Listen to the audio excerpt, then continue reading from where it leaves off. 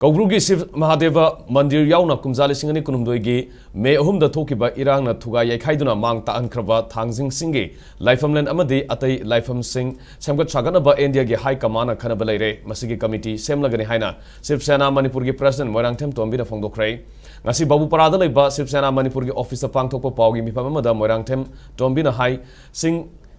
Mathakta ecotourism ga mari lenaba isor khurumba loirga pothanaba sanglen sing sargani lamdam asida phangba ariba mana masing gi hidak langthak sing hingathanaba anauba directorate amasu hangdonaba union minister Ayush Pratap Rao da taknargani haiki nongju pantha matam oibana ngai hak nong subada Imphal manungda khutsemgi isau thokpa maramna nom gi sangdaba yadraba polam sing yoliba wholesale dukan singna pochai gi mamal dukan gi thongjinda thepinaba appeal tauki Port ki mamal thetaba dukan sing Shiv Sena gi youth singna drive sathargani lakadoriba mikhal siga mari lenena Congress na fongdokiba Manipur gi BJP muthak kadabane haikibadu oithokloi Congress na Manipur kanbangamloi lakadoriba mikhalda Shiv Sena Manipur gi candidate kunthra gi muthakta thadokani garigumba mikhal mai pakpa mihut yaurabadi mahaki thagi fangba tolop constituency adugi miyamda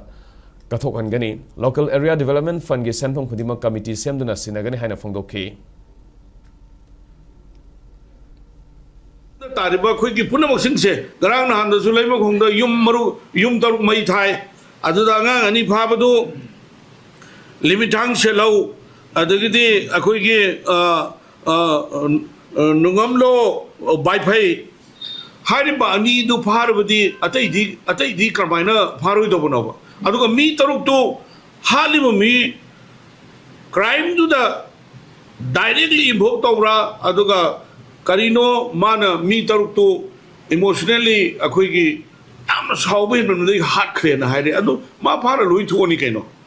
ma phara loi thu ko to pone ba adu terrorist ka bargain tong ndra leigumba sigumba pochi very easy akoi Manipur si atai to state ka manadre ba akoi si lawless state oire kanam tana akoi bum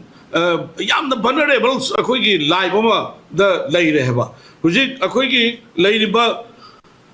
Hujik Leiba Akoigi government